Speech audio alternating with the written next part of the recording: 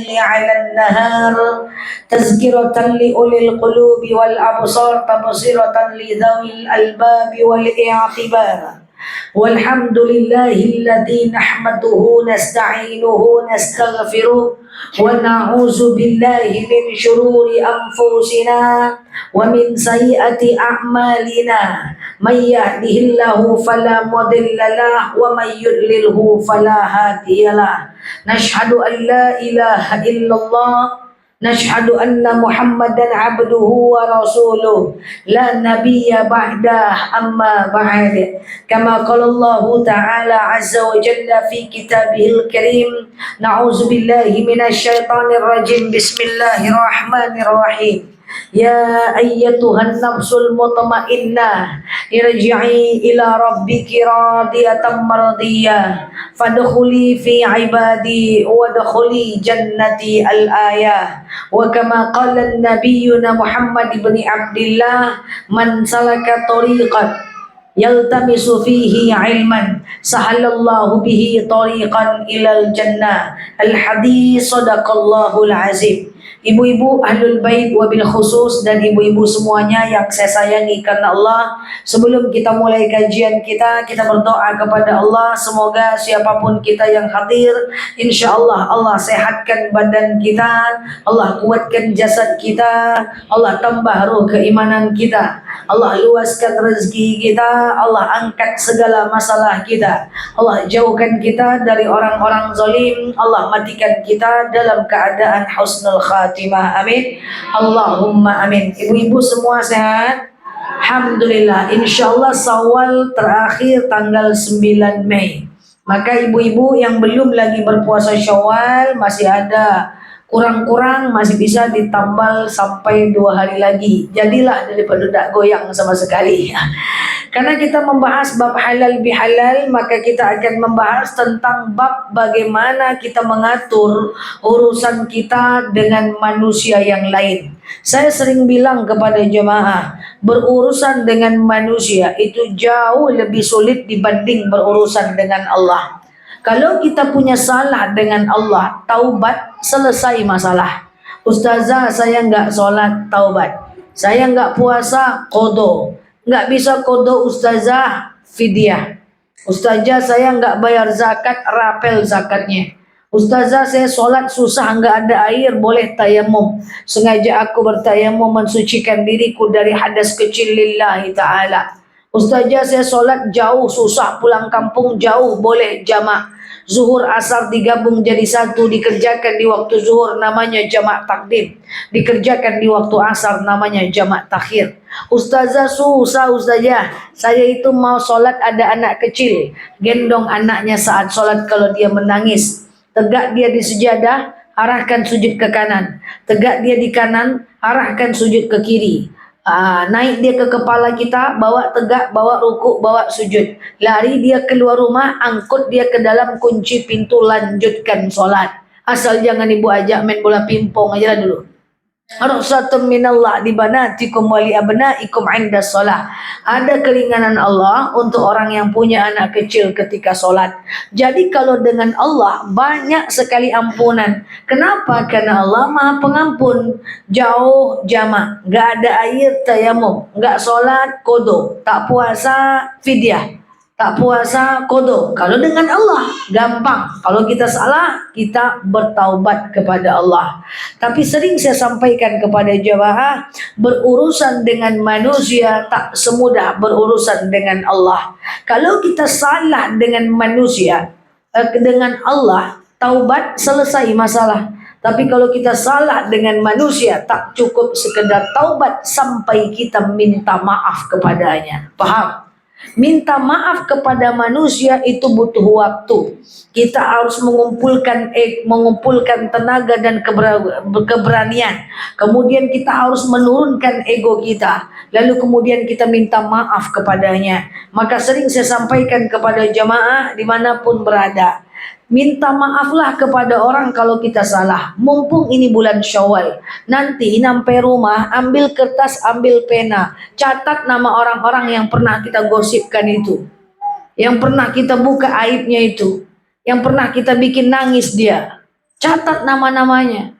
Catat nama-namanya dan sampaikan mohon maaf lahir dan batin kepada dia.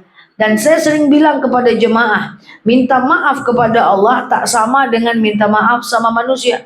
Kalau minta maaf kepada Allah, silakan buka aib kita, kan nggak apa-apa. Ya Allah maaf ya Allah, tadi pagi saya nyuri uang suami sikit ya Allah. Tapi enak pula ya Allah, gitu ya. Kalau minta maaf kepada Allah, buka aib, nggak ada masalah. Tapi kalau minta maaf kepada manusia, tutup aib, jangan buka.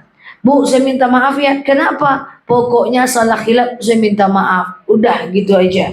Jangan ditambah. Kemarin waktu Bunda arisan kami cerita nih Bu.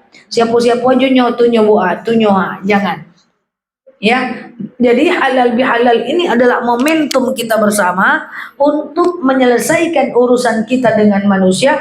Kalau kita salah, kita minta maaf aja, nggak ada masalah. Daripada kita nanti dipertanggungjawabkan di akhirat, lebih baik kita selesaikan di dunia. Jangan ada lagi di antara kita yang menyimpan dendam. Apa itu dendam? Dendam itu adalah sakit yang terlalu dalam. Sehingga efek sampingnya kita nggak mau dia senang. Kita senang kalau dia susah. Tapi sampai kapan kita menyandarkan kebahagiaan hanya pada kesusahan orang lain saja.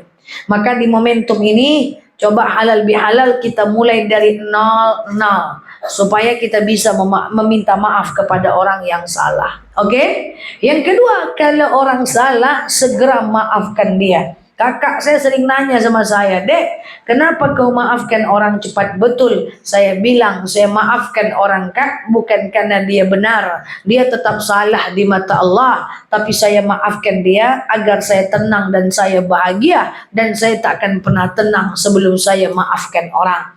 Maaf itu harus terdiri dari 3. Pertama, al-kalam bil lisan, ucapkan dengan lisan. Kedua, tasdiqul jazm, ucapkan dalam hati. Ketiga, amalun bil arkan, dibuktikan dengan amal perbuatan. Lisan, hati, sikap. Lisan, hati, sikap. Lisan, hati, sikap. Lisan memaafkan. Saya udah maafkan kesalahannya Ustazah. Tapi kalau arisan duduk dia di pojok, saya pergi ujung sana. Datang dia, tak datang saya. Tak datang dia, semangat saya datang. Saya sudah maafkan dia, tapi saya tak sudi menengok mukanya. Nah, ini bukan maaf namanya. Ini cuma sekedar lupa saja. Ada lagi yang maaf cuma di mulut, di hati tidak. Bu, saya maaf ya. Iya, dalam hati meninggal kau cepat. Ya jadi dia. Di hati tidak, di lisan memaafkan. Jadi pastikan kita memaafkan orang dari lisan, hati, dan perbuatan. Karena kenapa? Segala urusan yang tak selesai di dunia, Allah akan minta pertanggungjawaban di yaumil akhir.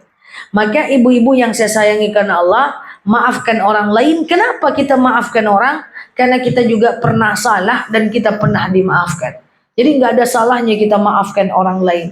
Kenapa kita maafkan orang? Agar kita tenang dan kita bahagia. Dan takkan pernah tenang kita sampai kita memaafkan orang lain. Bu, jangankan kita tak memaafkan orang. Ibu, hati-hati ya, dengan manusia ini repot, Bu. Tidak boleh tak bersapaan dengan manusia melewati Senin dan Kamis. Kata Pak Ustadz, tidak boleh tidak bersapaan lebih dari 3 hari. Apa maksud kata-kata 3 hari? Tidak boleh tidak bersapaan lebih dari Senin dan Kamis. Jadi suatu ketika seorang sahabat bertanya kepada Rasulullah, "Ya Rasulullah, kenapa engkau rajin puasa Senin dan Kamis?" Apa kata Rasulullah? "Aku tahu bahwa di hari Senin dan Kamis malaikat akan membawa catatan amalku ke langit, dan aku pengen saat catatan amalku dibawa aku sedang berpuasa." Lalu sahabat bertanya lagi, apakah semua catatan amal kita ini akan dibawa kepada Allah Subhanahu wa taala? Apa kata Rasulullah? Betul, semua amal kebaikan kita ini akan disetor kepada Allah di hari Senin dan Kamis, kecuali orang yang tak bersapaan dan bermusuhan. Tak jadi dibawa amalnya, ditangguhkan, delay, disconnected. Jadi kalau ibu mau berkelahi, Jumat, Sabtu, Minggu aja. Senin bayan dulu. Selasa, Rabu gas lagi. Jangan. Ada orang yang minta maaf waktu Ramadan aja. Setelah Ramadan dia tak usah apaan lagi. berlanjut, bertambah drama Korea. Jangan. Ini bahaya ini. Ya, kita akan tetap masuk neraka karena ini. Maka selesaikan. Hidup nih cuma sebentar. Ya, apalagi wajah ibu-ibu nih tak lama lagi nampaknya nih. Maka selesaikanlah, maafkanlah. Jangan sekedar melupakan saja. Oke? Satu, kalau kita salah kita minta maaf. Yang kedua, kalau orang salah maafkan dia. Tidak sanggup memaafkan, jangan mudah tersinggung. Dikit-dikit tersinggung, dikit-dikit tersinggung, dikit-dikit tersinggung. Jangan. Berbaik sangkalah kepada manusia. Kita sapa dia, bu, nggak nyaut dia, bu, nggak nyaut dia. Baik sangkalah, jangan-jangan dia sedang hitung duit masuk, duit keluar. Jangan banyak betul tersinggung. Supaya kita hati ini tenang. Supaya kita hati ini lapang. Supaya kita ini hidup enak. Karena hidup cuma sekali, semoga kita bisa nikmati dengan hati yang lapang. Oke? Yang ketiga, cara supaya selesai urusan dengan manusia.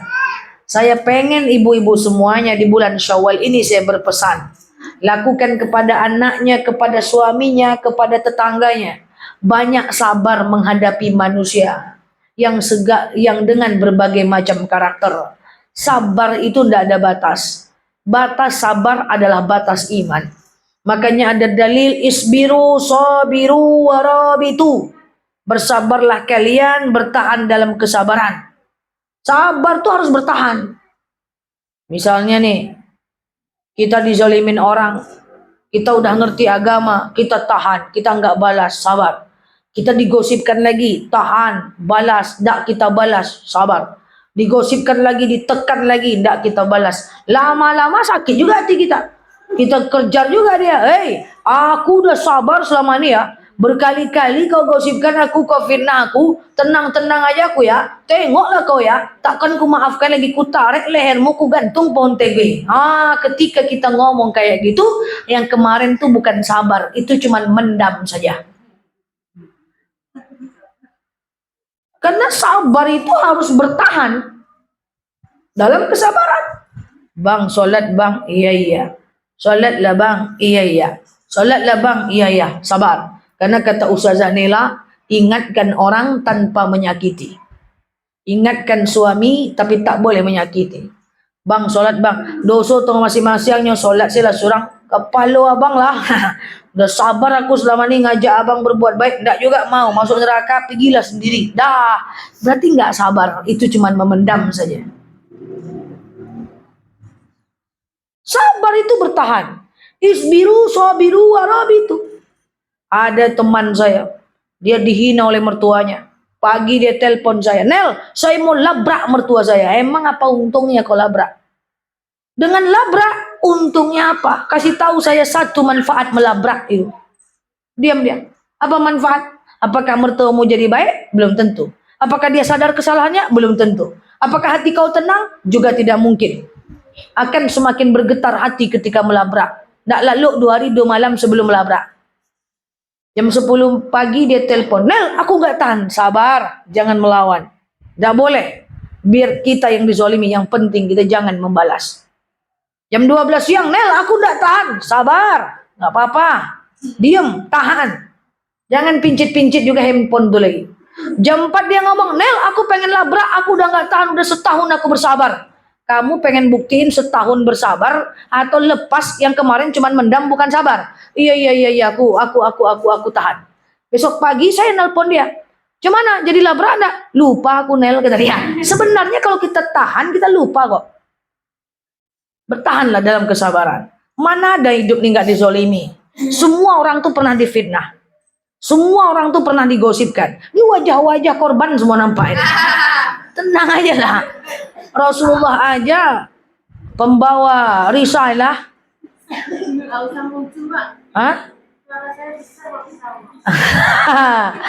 Ya, jadi Rasulullah saja pembawa risalah, dengan lisannya disampaikan ayat Al-Quran melalui wasilahnya.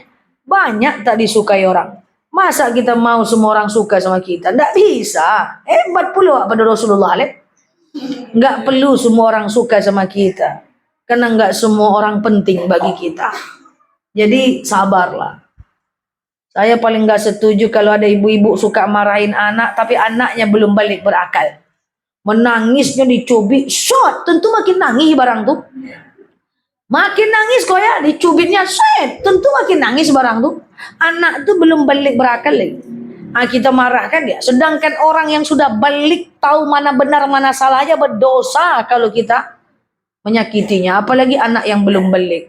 Belajarlah dari ketulusan anak kecil yang suka memaafkan. Ibu cubit dia, ibu pukul dia, tertidur dia dalam tangisannya. Ketika dia bangun, siapa yang dicarinya? Maknya. Mak, kata dia. Lupa dia kalau maknya tadi nyubit dia. Lupa dia kalau maknya membuat memukul dia. Tertidur dia, letih dia karena dicubit, menangis, cubit lagi menangis, tertidur dia. Bangun tidur, siapa yang dicarinya?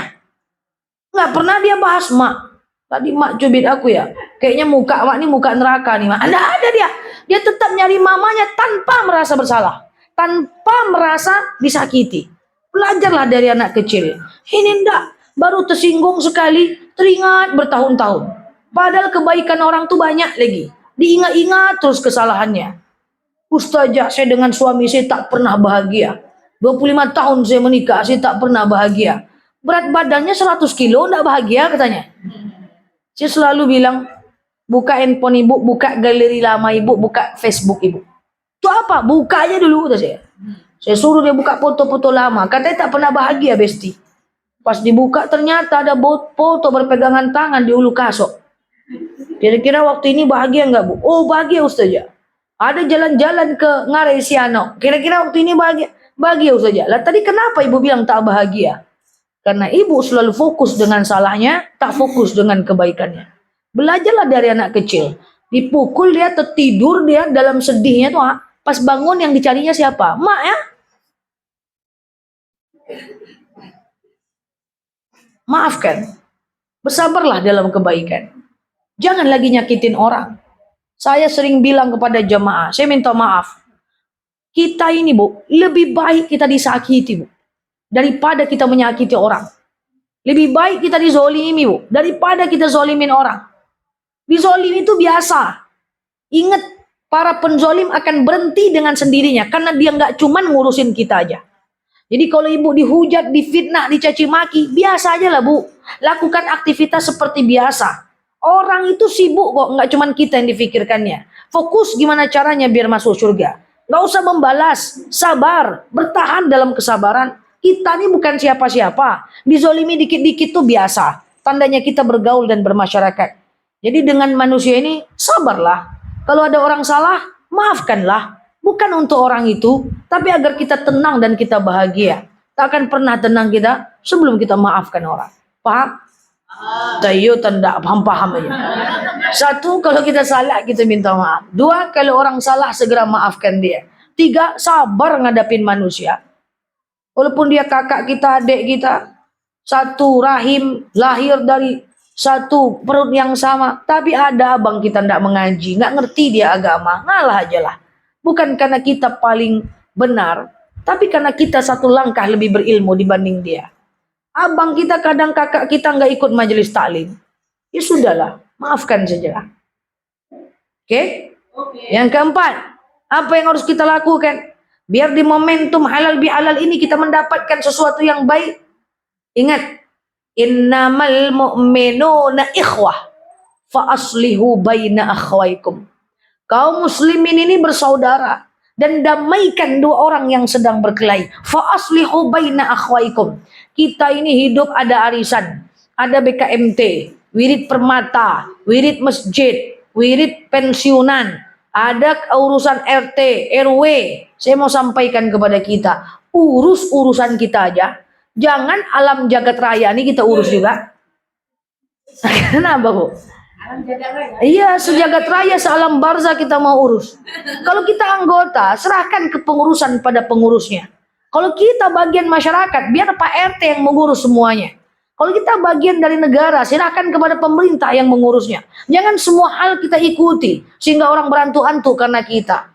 Kalau ada orang yang bertengkar berdua, fa aslihu baina akhwaikum. Damaikan dua orang yang berkelahi. Bahkan boleh berdusta supaya mendamaikan dua orang berkelahi. Ibu bertengkar berdua. Ibu datang ke saya. Ustazah, ibu tu jahat betul, dia bilang aku sombong. Nggak ada tu dah bu, ibu tu elok tu nyo. Dia sering kok muji ibu, cuman dia malu aja. Padahal enggak dok. Saya berdusta saja.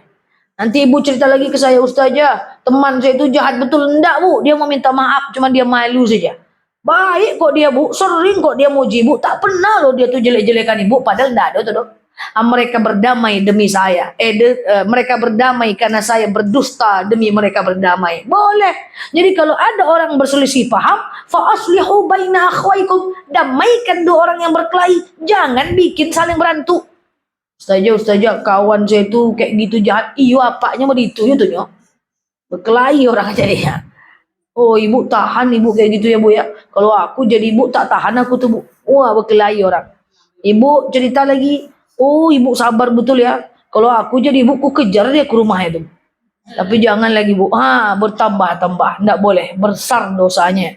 Kalau kita nggak bisa meringankan beban kawan, minimal jangan menyulitkan hidup orang. Kalau orang ada masalah kita nggak bisa menyatukan, minimal jangan memperkeruh suasana. Nggak bisa berbuat baik, minimal jangan menyakiti. Nggak bisa berkorban, minimal jangan menyusahkan orang. Ke siapapun seperti itu, ke anak, ke orang tua, ke menantu. Nggak bisa kita bantu mereka, minimal jangan susahkan hidup mereka. Masyarakat bertengkar, nggak bisa kita menyelesaikan pertengkaran, jangan menjadi bumbu untuk agar mereka bertengkar. Ini PR kita bersama. Khusyuk betul belajar nampaknya. Oke. Itu yang keempat. Yang kelima, kita nggak usah panjang-panjang. Nanti tanyalah sama anak di rumah, apa sama ustaz. Nggak jadi penting lepis bajunya, itu lah kan. Minta maaf, maafkan, sabar ngadapin manusia, damaikan dua orang yang berkelahi. Yang kelima, ya ayyuhalladzina amanu la yaktab ba'dukum ba'da wa la tajassasu. Hai orang-orang yang beriman, la yaktab ba'dukum ba'da. Jangan kalian cari salah-salah orang. Salah orang kalau Allah tutup, tandanya Allah masih pengen tutup. Jangan kita yang buka-buka. Sibuk mencari-cari salah orang. Dan sebaliknya, wala tajassasu, jangan memata-matai. Tengok handphone suami, tengok dompetnya. Masa nggak boleh ustazah? Saya kan menyelidiki. Menyelidiki boleh, memata-matai nggak boleh. Apa bedanya? Kalau menyelidiki udah ada faktanya. Misalnya polisi menyelidiki orang jahat, kan karena laporan. Ada dulu kejadian baru diselidiki. Tapi kalau nggak ada apa-apa, nggak ada masalah, tak boleh. Hanya karena curiga tak bertanggung jawab, tak boleh. Jadi kita tutupi. Jangan cari-cari salah orang. Orang itu ingat baiknya, nggak boleh ingat buruknya. Orang itu ingat baiknya, jangan ingat buruknya. Makanya kalau ada orang yang ngajak ibu bergosip, jangan ibu mengangguk. Mengangguk gosip. Kalau ada orang ngajak ibu bergosip, cara pertama diam. Cara kedua pergi. Cara ketiga sebutkan baiknya orang yang dia gosipkan itu. Ibu tuh pemalas betul. Walaupun dia pemalas kata dirimu, dia rajin loh nyumbang tuh. Gitu. Kok enggak bertambah-tambah ya? Ibu tuh sombong betul mukanya, masa perasaan kau aja tuh nyo. Kemarin disapanya kok aku dibantah orang bergosip, jangan diangguk. Lai paham kok?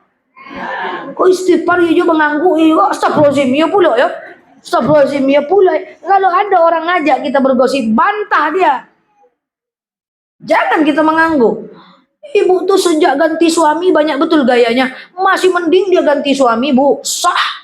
Dibanding orang-orang di luar sana tak sah. Udah gitu aja. Ibu tuh mentang-mentang ganti suami 4 kali, banyak kali gayanya sekarang. Nggak apa-apa udah, bukan sahnya nikahnya bu. Harus kita bisa itu. Menyebutkan baiknya orang. Jadi jangan nasi mengangguk aja, ini wajah ngangguk semuanya. Kalau ada orang yang gosipkan orang, bantah gosip itu dengan menyebutkan kebaikan orang itu. Nggak sanggup menyebutkan kebaikan orang itu, jangan ikut-ikutan lagi. Ini enggak sih mengangguk aja. Mintalah pertanggungjawaban. Na'udzubillah summa na'udzubillah. Lam yahfazu aiban nafs, lam yahfazu aiban nafsi. Siapa yang buka aib orang, Allah akan buka aibnya. In ahsantum ahsantum li anfusikum wa in asa'tum falaha. Kalau orang itu berbuat baik, kembali kepada dirinya. Kalau dia berbuat jahat, kembali kepada dirinya. Semua kita ini punya aib. Tak ada yang tak punya aib. Al-insan fi mahallil khata' wan nisyan. Manusia tempat salah dan lupa. Andaikan ada aib kawan kita dibuka oleh Allah, entah dia jalan sama suami orang, nauzubillah, entah dia misalnya korupsi, nauzubillah, entah dia misalnya buka aurat di luar, nauzubillah. Andaikan aib kawan kita Allah buka, saya pesankan kepada kita, bukan karena kita tak salah, kita juga punya aib yang Allah tak buka. Jadi kalau ada kawan kita Allah bukakan aibnya, jangan, kalau kita tidak bisa bantu dia saat dia dibuka Allah aibnya, minimal jangan menyusahkannya dengan menceritakannya. Iko membantu indak, menyulitkan orang yo. Bagaimana kau terjadi pada orang tua kita? Bagaimana kau terjadi pada anak kita? Allah bukakan aibnya, kita ceritakan pula dia. La haula wala quwata illa billah. Jahat tuh orang. Kan kita nggak tahu ya siapa yang dibuka aib antara kita, betul? Oke, kita nggak bisa melihat kebaik, kita nggak bisa membantu dia, minimal jangan mengikut menceritakannya itu. Tak boleh, jemaah saya tak boleh begitu. Oke? Ini nampaknya jantung sudah tak aman nih, kena singgung terus. Demikian dari saya, wallahu a'lam bishawab. Assalamualaikum warahmatullahi wabarakatuh. Waalaikumsalam warahmatullahi wabarakatuh. Bu aja doa enggak? Kita akhiri dengan doa ala hazihin niyah al-Fatihah.